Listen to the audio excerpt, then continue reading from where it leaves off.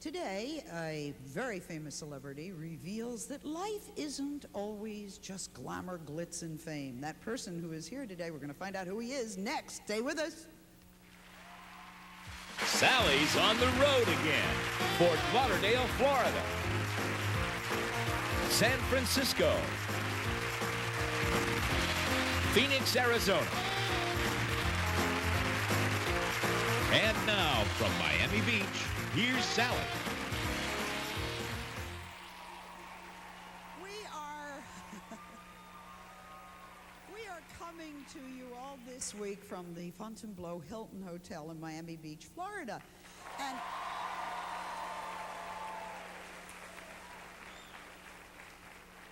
we wanted to show a city that was rising like Phoenix out of the ashes, with some very upper people who are really rebuilding their place on earth. I'm very proud of them. Terrific people in Florida.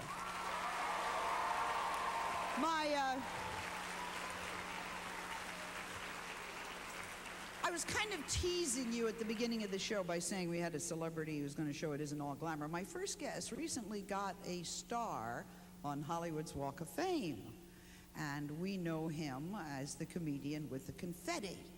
But in an exclusive interview today, we're going to reveal an amazing story about his childhood that I think might shock you. Ladies and gentlemen, in an entrance that has made him famous, please welcome Rip Taylor. Okay. Hello.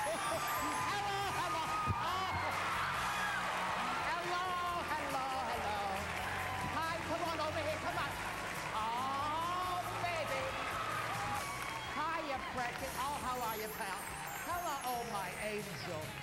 Please, oh, no. I'm getting very moist. Hurry up, come on, keep the applause going. I'm getting very insecure.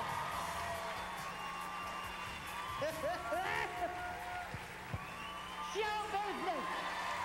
Be with you in a minute. Come on over here. Show business. Show business. Hiya, baby. I'm terrific. Oh, Hi, everybody. this man Good morning, has good afternoon, always good evening. made me laugh. What? Good morning, good afternoon, good evening. What, all three? Clinton just called me. Really? He wants me to be Secretary of Condoms. I won't do it. Whenever Clinton walks in the room, now they play Inhale to the Chief. Now that's about it for me. Is he gonna sit bad? down.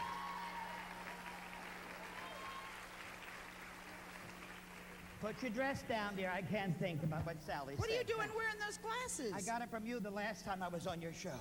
They gave you those? No, I got the frames. I stole them from Burton. I put my own prescription Oh, in that's them. very nice. Hello. And I keep wondering where those darn things go. I have known this gentleman for a very, very long time, and I, along with everyone else, have always admired his way of making people laugh and smile. Everything he does, I just giggle at.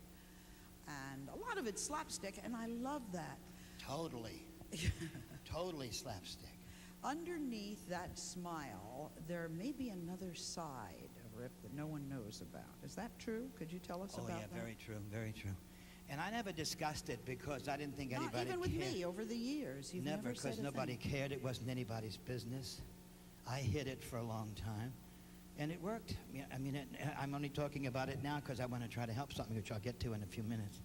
About 10 years ago, I was watching a television show, and someone was discussing child abuse. Now, today it's everybody's doing it, and it's on every show, but that isn't the point. In those days, child abuse was unheard of. Who do you tell? You never take family problems outside of the family and tell anybody because no one would believe you. So I suffered tremendous child abuse as a child, and I'll tell you how. My mother and father had me early. She was about 13 or 14, and my father died 2 years after that. And so she had to support me. And her mother-in-law, my grandmother, didn't want me to go with my mother because she didn't like her for whatever reasons. So my mother had to put me in many foster homes in which she had to pay to support me, to keep me. So she was a waitress, my mother. So you grew up a lot in foster homes. I grew up very in early years. Yeah, very early years. Did she in visit foster you? homes. Did she visit you? Your Oh, mother? she came every Tuesday. She was a very nice woman I met on Tuesdays. You didn't think of her as your mother. Never knew the word, never heard the word. Later, they kept saying it, but I didn't know what the heck There was they were just a talking. nice lady who came by Every Tuesday. Gave me Tuesday. $1, and we had calf's liver, and for breakfast I had lamb chops. And that was that nice woman every Tuesday. And it wasn't her fault that she didn't know what was happening in these homes. Now, these were foster homes. Yes, foster Was it homes. done through the state or through the government? No, she hired friends, people who knew that would let this kid in, and my mother paid to have these women watch Were me. they good to you in the foster homes? I found out they weren't, because what happened was they would drink, and I didn't know the difference. And they'd beat the hell out of me all the time. And I was like a slave, a servant, a Nubian. Clean this, do that, and do this. And I didn't know if I didn't, they'd put me in that closet every night. In a closet? In a black closet, and close it, lock it, and put Tabasco sauce under my tongue and scare the hell out of me and burn me. And that's why I don't like seasoned foods to this day, but it just stayed in my mind. And I said, what have I done to deserve this? But you figure, as an only child, who do you tell? You can't tell this woman on Tuesday, because she'll never give you the $1 or the lamb chops or the calf's liver. She didn't care. Nobody cared. So you lived with it, and you took it, and you're in this closet alone for a long, long day, a day, and then go to school and come back and do it again. You never knew why they abused you. You never knew it. Well, because they were drunk? Was that the purpose? I guess because they were drunk, or they wanted they to go didn't like- out without having to carry me, because they had these men come in all the time. What man? Well, I don't know if she was a hooker, but there was a lot of men that came in the house all the time. So the idea is to get rid of you instead of hiring somebody to look after Quickly, you. and I was the stick you little in a toy. closet and close the door. Go and- wind Charles up. He'll entertain you while I'm getting dressed. So I'd make them the drinks, and we'd talk, and the men would put me on their lap and play and start fondling me. Because that's the reason for the men being. Yeah. And I didn't know that wasn't what was wrong. I didn't know that was a terrible thing to do. So the next time if you do that, you'll get $1. So you wait for that person to come back, they'll give me $1. And that's how you think, and that's how it was for a long time. And you live with it. It's demons in that closet, because you don't know what to do. What have I done? So, meaning, an only child, you don't know the word meaning lonely or lonesome till you let someone in your life and they leave.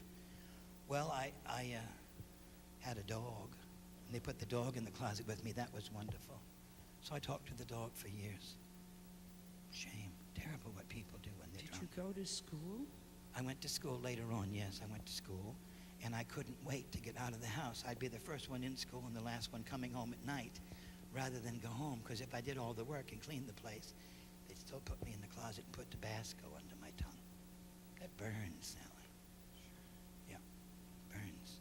Hurts. You don't know what you did. If you knew what you did, you wouldn't do it. And this went on year after Yeah. That my mother came in to move in the house with us, and I didn't tell her, because I wouldn't get that $1 on Tuesday again. See, I became the bad seed. I don't have a bicycle. I got a bicycle. I know how to play that. Now with the bicycle and the rubbing and the getting the money, well, I was on easy street, I thought, because you don't know any better. You have to survive, for God's sake. It's only in retrospect can you understand what happened. I understand that. That's so hard. Such bad memories. Yeah, and I've never discussed it before. It wasn't important. But everybody now, and I think it's normal. I did then, just to do that. So after a while, then my mother moved me in with my grandmother and her 4 daughters. Now I got 12 women around me. I'm the servant, going up and down, fixing, cleaning, all the time, being punished. Now I'm out of that house with the Tabasco, and I'm in with the cleaning and the hitting with the cane. My grandmother used to hit me. Nobody knows that, but I'm saying it now. Right. And because she wanted me to clean, and I was like a servant. So that's why I've had all my life, I've had nothing but women around me. And with women, you have no male counterpart to say, yeah. go play the ball and hit this and do that. So that's why I emulated them, and that's why you become, I guess, feminine, and then they say, oh, he's feminine, so he's got to be queer, he's got to be gay, got to be a faggot. Right. Then you go to school, and they start calling you that, because you wanted to not go home. You wanted to stay out of the house, so you volunteered for everything. You became a club president of, name it, and I was the president, which killed the guys, and they used to beat me up going home. It was terrible, but I didn't want to go home. School was generally an awful experience. Horrible. Did Mother remarry? She remarried later on when I was about, I guess, 16, 17. And this guy came into my life, my stepfather. And I said, you're not my father. I'm not going to call you Daddy. I'm going to call you Pop. Now, he was an older man to take over this woman with this kid. And I wasn't that cocky to him. I just wasn't going to give him any respect. Because finally I got the woman, the nice woman, and myself, and I'm going to play her for all I could. Oh, I called her mother, and I conned her to death. But he saw through that. You think of yourself as conning your mother. Yeah, he saw through it, though. He says, you're not going to do that to me. You're going to get good grades. You're going to go out and do homework. I said, who do you think you are? My stepfather. So after many years of that, I left home. And then after that, we went to a high school reunion. Of all these kids I went to high school with, the 25th, I'm just skipping ahead of time now. And the high school reunion was the 25th anniversary, and I knew I had been on television now. And I had, from the pain of the closet and the Tabasco and the hitting, and not having to tell anybody or not wanting to tell anybody, you develop well, I wanted to entertain everybody in school so I wouldn't have to go home, so I did record pantomime to Spike Jones. Because it's funny sounding, all the sound effects, you know. So that's how I started doing that at parties. And they only invited me to that so there wouldn't be a lull in the party. And that's how I got started doing comedy, because if I walk in and attack, they can't hurt me, you see. Yeah. They're not going to abuse me by saying, oh, faggot, you know. If you take everything into control and you're the entertainer, then no one's going to call you names or say bad things. Yeah, that's how I developed the persona that I have. When you went to your reunion, that was a trip. You know, I've always wanted somebody to say, I went back to the reunion and I told everybody off because they Let me tell you then, you're ready for it? I hired 3 hookers and 2 limousines and rented diamonds. What? Swear to God. I swear to God. I did it all. They hated me, I hated them in those years, so we finally had the reunion. I've been invited many years. I said, I'm not going to go. Well, I had just finished like an Ed Sullivan show. I knew they saw me. So I go into this Armenian beer hall where they had the high school reunion, 25th anniversary, and I'm an hour and a half late, and they're all waiting for Charlie Taylor to show up, the guy we went to school with on television. Now they're my friend, they think. I get there with the 2 hookers, and they're playing it to the hilt. They showed everything, and the rings and the jewelry and the limousines. And they said, sit up front. And I said, no, I'll sit here in the back. And I sat in the last row, and it became the front row. They all turned around to me, and I knew I wanted to work. I wanted to play that, and I made it happen. And then during the evening, they asked me to speak. I said, oh, no, I'm not going to do my act. I don't want to perform. No, just speak. So I get up on the stage, and I said, we all didn't know each other in the halls those days, and we don't know each other now. So let's make this evening a wonderful time. And then I just broke up, and we all sang the school song, and then we cried. It was just really touching. And I think it was cleansing on my part. I really do. I hated those people. They hated me. But that night, it was just, we all were together, and it was just very wonderful. And I write them, and they write me now. And I said to them, we could have been friends all these years. And that's the pity. Have you had any kind of a good relationship with another person? Have you had anything close? I met this girl in Las Vegas. You met Rusty. I think you may remember her from Puerto Rico when you were there on the radio. And we hit it up pretty good, and we moved in with each other. Then she left me, said I'd never amount to anything. And then she left me for somebody else, and a few days later, they left her. And then I made a recording of a song called How Does It Feel Now That It's Happened to You? And I started laughing during the recording, and they let the tape go. And it was Pick of the Week in Cashbox and Billboard, because it was vindictive singing. I feel terrible about it now, but it's hysterical at the time, because she hurt me, and I wouldn't let her back in. I wouldn't let her back in your life? Because shame on me, she'll leave me again, I don't need it. It was the first time in my life I've never thought about anybody else. I thought about her. That's the difference. And that didn't work. It was wonderful, wonderful. I couldn't wait to I'll do it. No, you said, no, I'll do it. People said, we better tape this. He never does that for anybody because he's so self-centered. Wants that career, got to keep climbing. And they were right. Do you ever see Rusty? She sees me once in a while. She's remarried and very happily, and we're very good friends now. Yeah, it's a great relationship.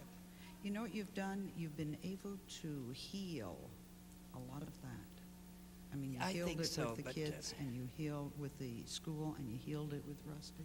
I was concerned about coming on because at my persona that I show, that I want them to see that I'm working, thank goodness, they wouldn't take me seriously. That where did all that come from, you see? And it comes from pain and I think and people hurt. know. And I didn't think it was anybody's business. Just make them laugh and get on to the next act, you know. But thanks for having me do this today, because if there's anybody at home, anybody that is home and hasn't got a job, shame on you. You can get a work. Go suffer and get a job. Thank you. And You have to have drinks. somebody wipe this off you all Thank the you. time. Yeah. If you're home and you have no money and you're not working, don't hit the kid. Don't blame the child, because the child can't defend itself. Who's it going to tell? You're the father figure, you're the mother figure.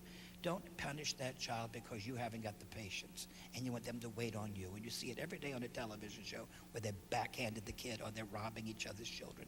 Please don't do that, because it'll affect the rest of their life. And I got over it, thank God, because some people are strong and some are not strong. It's determination. And We I hope can't it say wasn't that. boring, because I just hate that, because, Ever since I met It you, was you've so never touching. bored me for 1 minute. oh, thank you, darling. It was so touching to let me do it, because it does cleanse you, it does. And I figure if you cry, they're going to say, oh, he's all those names again. And I didn't mean to cry, but it was important to tell you. I wish we reached the day where nobody calls anybody any kind of name. Oh, yeah, they have no Except basis for maybe. that. Only because I have names for you: talented, intelligent, fun. Those are the names. We're going to meet actress Marcia Wallace from the original Bob Newhart show. She's going to talk about things that have happened to her. Can I give you a hug Oh, as we please go out? do. Will you, Please do. director, will you take this show away? Thank you.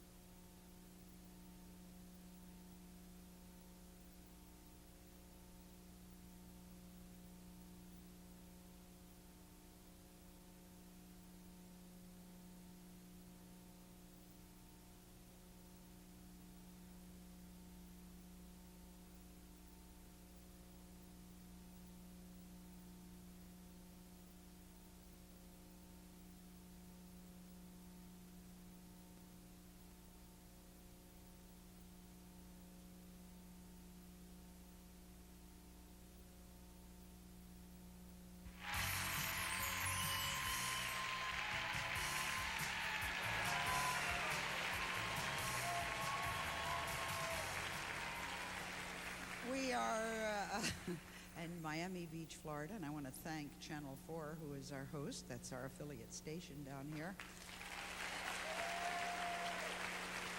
The people think that when you're a celebrity, whatever that means, you have a modicum of fame, I guess, that it's a lot of money, and they imagine big houses and fancy cars, and it gives people something to dream on, and that's all right. We perpetuate that to a certain extent. Today we are talking with celebrities who say that almost all of us have a certain amount of pain, not necessarily an equal amount, but a certain amount of pain. And they say that behind the glitz, they're very vulnerable. They've gone through a lot of hardships. And it somehow reduces these people to being like you and like me. My next guest just won an Emmy for her role as the voice for Bart Simpson's teacher. She is best known for her role as Carol the receptionist on the original Bob Newhart show. And today we're going to discuss a different role in her life. Please welcome Marcia Wallace.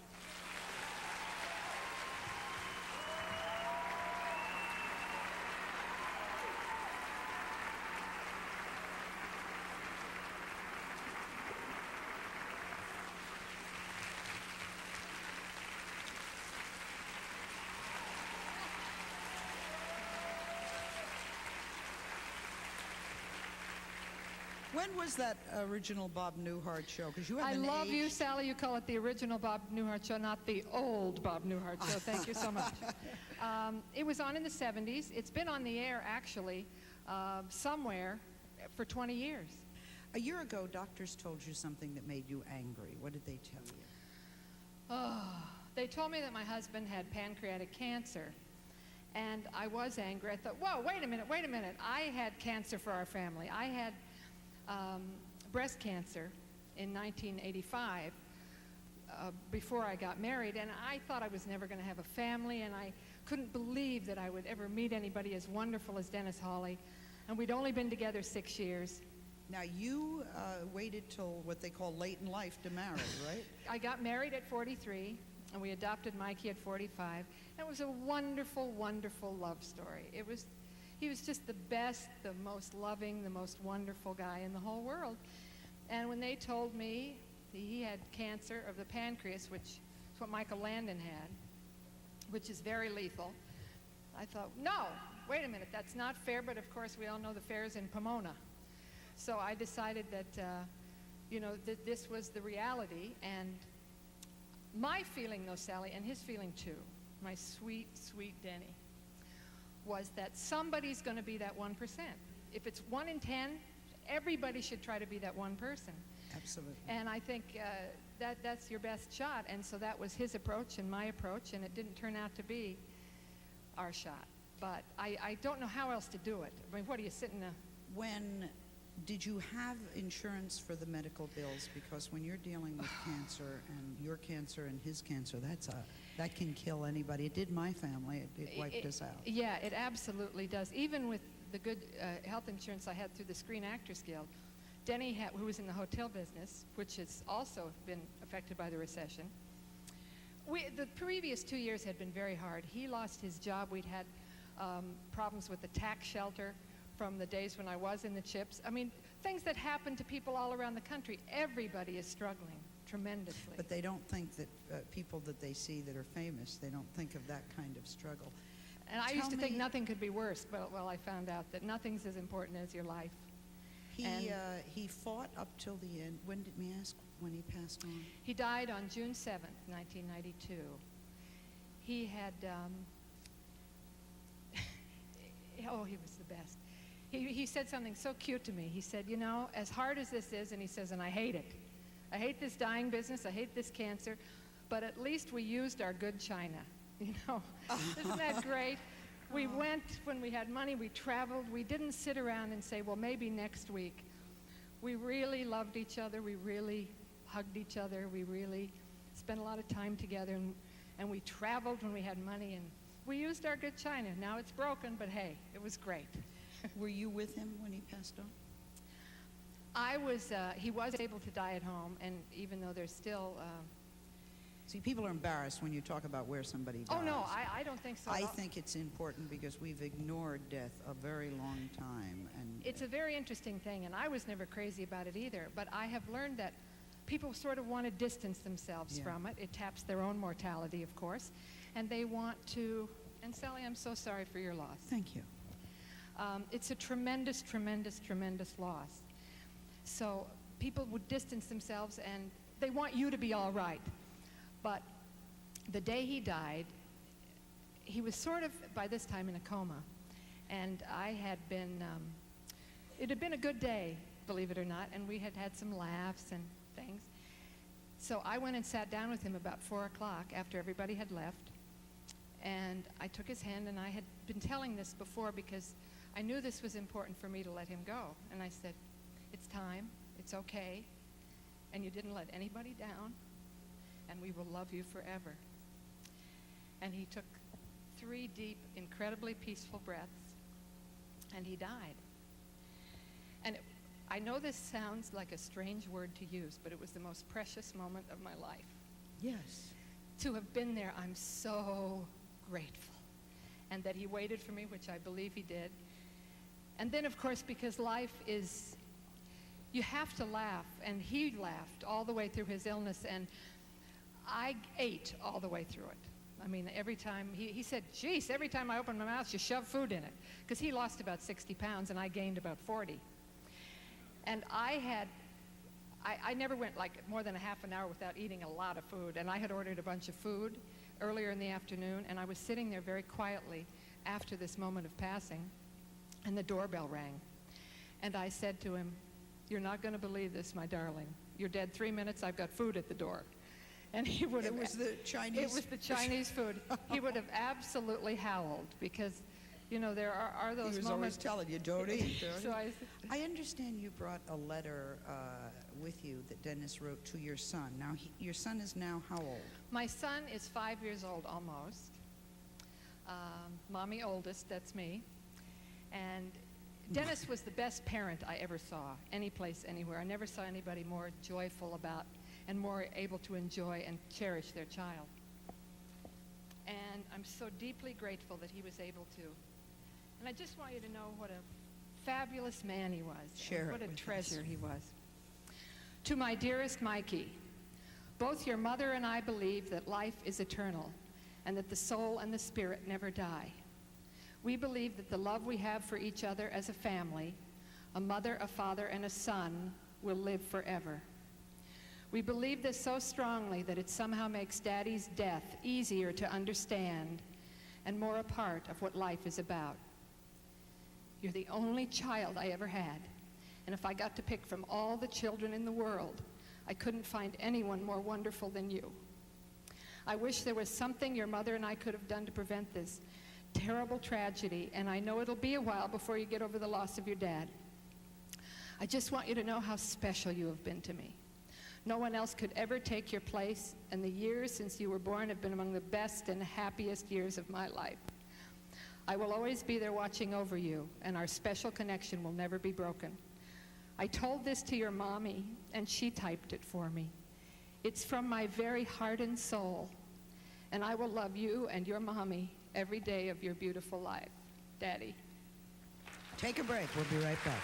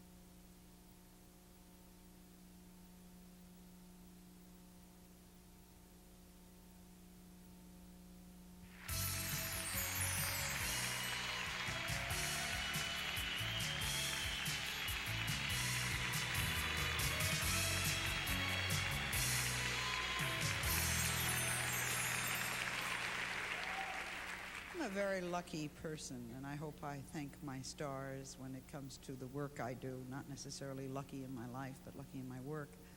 And I get to meet some pretty wonderful people. Rip Taylor revealed for the first time that talking about himself as a child, and he says, you know, I never want to go home, not even now. I'm a grown-up, and I just don't want to go home. I want to stay out all night, and I don't even cook. Actress Marsha Wallace is coping with the loss of her husband 5 months ago to the same kind of cancer that killed Michael Landon.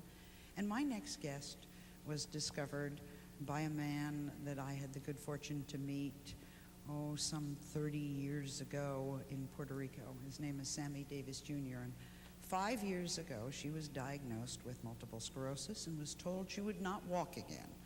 4 years ago, she was on our show, and she was describing how this dreadful disease affected her. Please take a look at this. What actually happened was the right side of the brain let go of all information in direction to the left side of the body. So the shoulder muscles, the neck muscles, the face muscles, and everything, the face was beginning to twist, and everything started to do this. It was just a hanging. Your beautiful face. Just when you looked in the mirror, your beautiful, beautiful face. Just like... Just when you think it's all yours. Oh. On that show, Lola also said she was, and I quote, not here to die, she was here to win and to live. And guess what? She was right. She did live. Ladies and gentlemen, Lola Falana.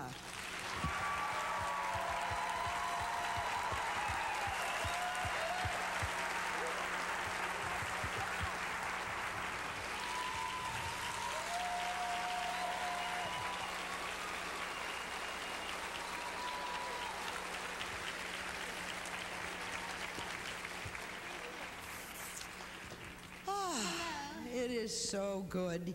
That's 4 years ago. You don't. I changed tremendously. You don't change at all.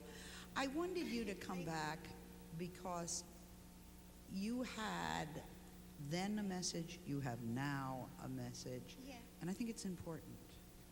The most important message I can give you is believe that there is a God. We didn't come from a big bang. We came from a major intelligence and wisdom. We come from a major intelligence and wisdom. I didn't come from a big bang. If you did, fine. If you want them to teach your children they came from a big bang, fine. You ever see an explosion with intelligence? I called on that intelligence and that wisdom and that love, and I am healed. MS has no cure, but I am healed. I do not have it. I never will have it again. When Lola was on our show 4 years ago, her friend, Sammy Davis Jr., had a message for her. If it's all right with you, let's take a look at that. Her courage, that is very difficult to talk about. Because I don't know where she gets that inner spirit. The spirit that made her survive has now made her turn into one of the warmest, nicest human beings. She was always a good human being, don't misunderstand me. It's just that because of the circumstances, the adversity that she's had to go through, and her winning the battle, because she's winning it.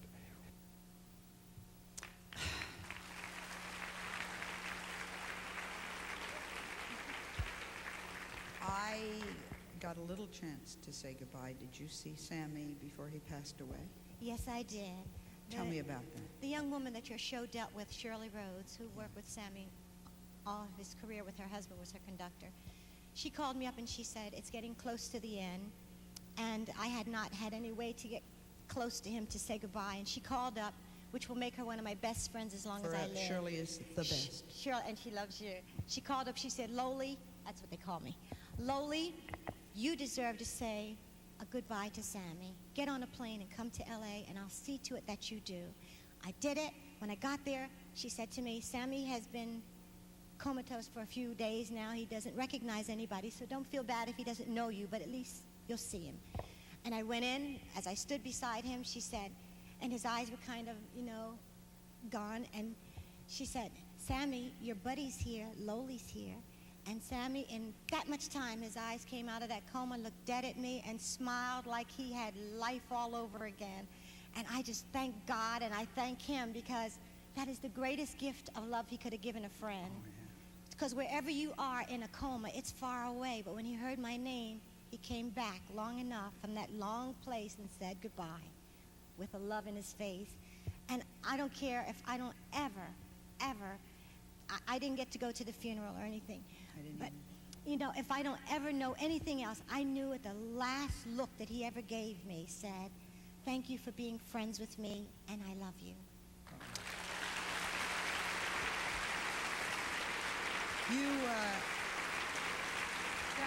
I wanted Marcia to Yeah. explain something. I was just thinking when Lola was talking how important goodbyes are. And when you don't have the opportunity, I wanted to share this letter for all the parents out there who might want to write something or say something to their kids that is they've sort of overlooked in the frustration of being a parent, that take that moment and make it work and love each other today. Because I was so moved when I was reading the letter, because I realized Mikey has this letter. You know, Rip never will have anything like that. We've just got to treat each other well and love our children. Have the experience. No. For better or for For worse, worse. he won't have that experience. What are some of the hardships of your favorite celebrities? We'll find out when we return. I love you, Lola. I love you too.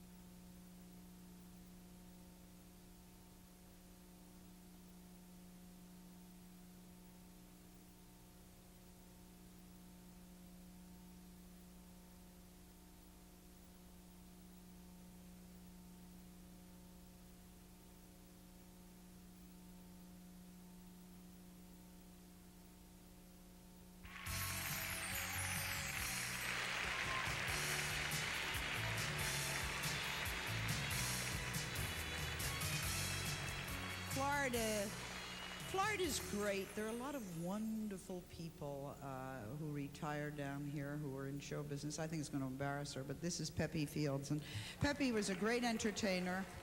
And Peppy is the only person I know who's 84 years old and 86 and does a radio show.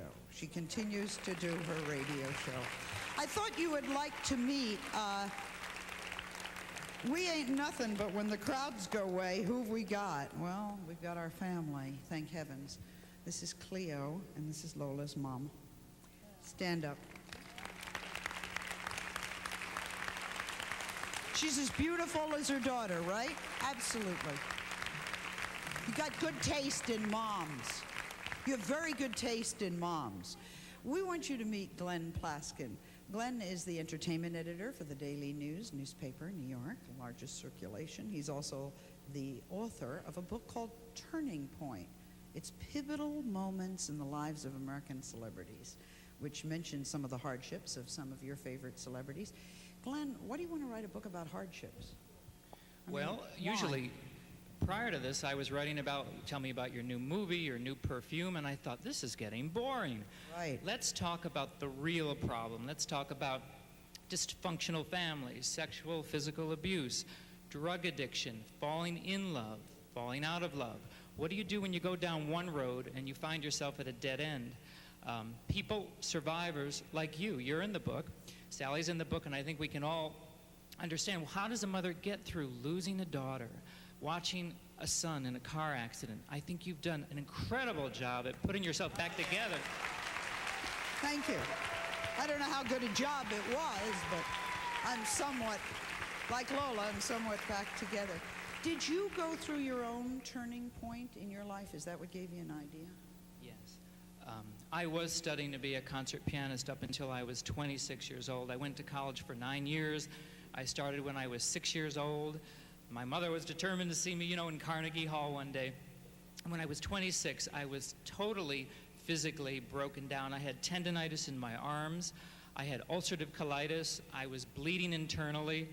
And I was so sick and tired of practicing the piano. Let me out of this room, you know. And so I literally quit. I had to quit, really. And a friend of mine lent me $300.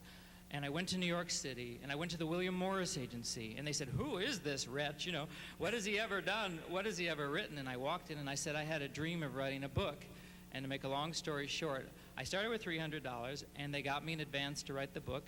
And now I've had the real opportunity to interview people about real things. For instance, in the book, Elizabeth Taylor talks about what it's like to watch a friend die of AIDS. Patti LaBelle has watched 3 of her sisters die of brain cancer. Joan Kennedy. I didn't know that. She lost 3 sisters? All 3 sisters. And she all died of brain cancer? And she feels she could be next. Joan Kennedy talks about how do you get through the assassinations of 2 brother-in-laws, your son losing his leg, losing your husband, and being an alcoholic. And she talks about going to a Dominican monastery and how going there and having a vow of silence for a week, once a year, really helps her. We have a lot of questions for you, for all of you. We'll be right back.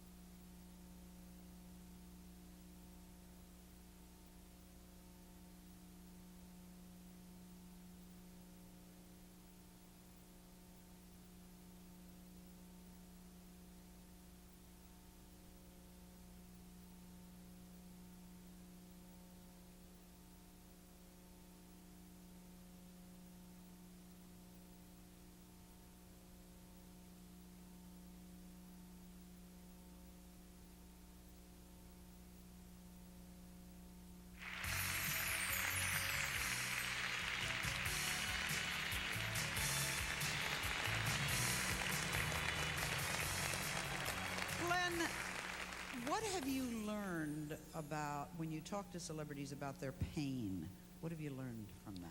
I've learned that no matter how much money you have or how much fame you have, we're all going to go through problems. As Marcia said, we're all going to lose people. We all have to say goodbye. There's nobody who can get through life with an insurance policy. There's no charmed people? No, there really aren't. Rip, this one's for you. I know that a lot of us artsy type theater people have to go through the, oh, you're a faggot, you know. I was just wondering how you finally made it, how you finally got your foot in the door. I think it was a self-determination and a positive thinking. I really believe it. You don't have to believe them because they call you a name that it makes it true. You know what I'm saying? So then I used it and made it worse and bigger and broader. And that's working for me. Hi, this one's for Lola. You said that you had multiple sclerosis and now it's gone. And also, you're very stunning, I've got to tell you. Yes, ma'am. About 2 years ago, I got real ill and I couldn't come to see your show. And I always wanted to hug you. I'd love that. Sweet. Sweet. You hug good. Oh, you're easy. That's all it takes. No. She was mentioning how people that have diseases and things be shunned. My family shunned me when they discovered that I had diabetes. They don't invite me to things that I should be invited to. I hear them at the last end that they're having a party or an event. I can dance and have fun like everybody else, but they just don't invite me to things because the next thing is to know that that's okay, that they don't, and to forgive them. Okay? That's the next thing. Take a break. We'll be right back.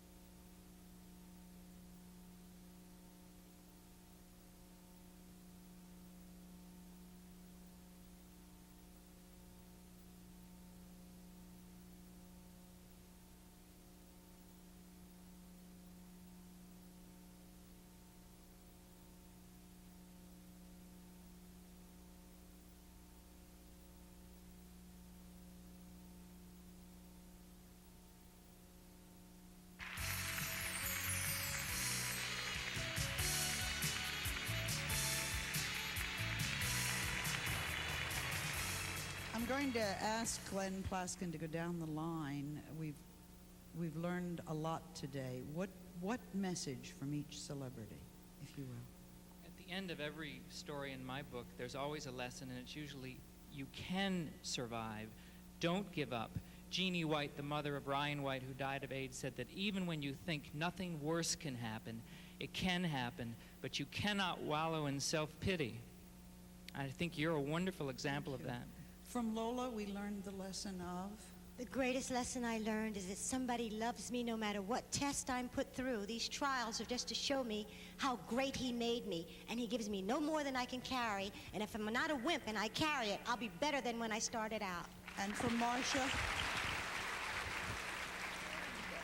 Treat every moment as if it's your last moment, and fill those moments with love and respect and appreciation of the people in your life. And from Rip? Well, I finally discovered that humor, I use it as protection. That's what kept me going and is keeping me going all the time. But I didn't have to waste the time because there are too many nice people in the world and I'm meeting them all. Thank you. Take a break.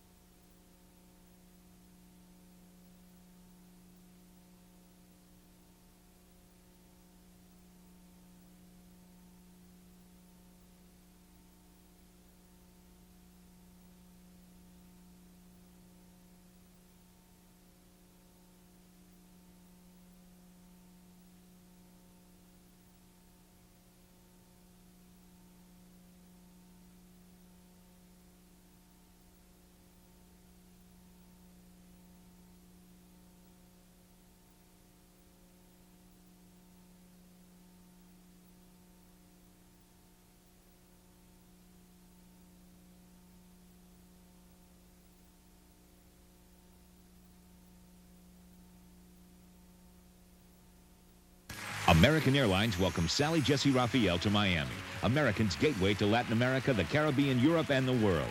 American Airlines, something special in Miami. If you'd like to order a video cassette of Sally's show for only $24.95, call Video Archives at 1-800-FOR-VIDEO. For a transcript, send $3 to 1535 Grant Street, Denver, Colorado, 80203, or call 303-831-9000. To thank all my guests and wish them a long and very healthy life. This is a feel-good book, and I want to thank Glenn Plaskins for his book, Turning Point. You pick it up, and boy, you just realize that we're all part of the family of man. None of us is an island, and I'd like to thank the lovely Fontainebleau Hilton and probably the best audience in the world, the people from Miami, Florida.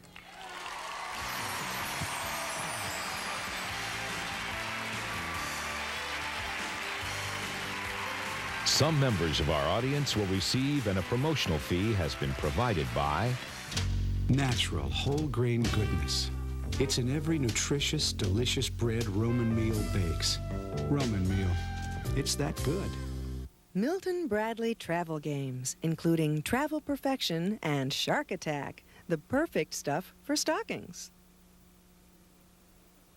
Daisy Turbo Spa makes your bath an aerated whirlpool that soothes, refreshes you.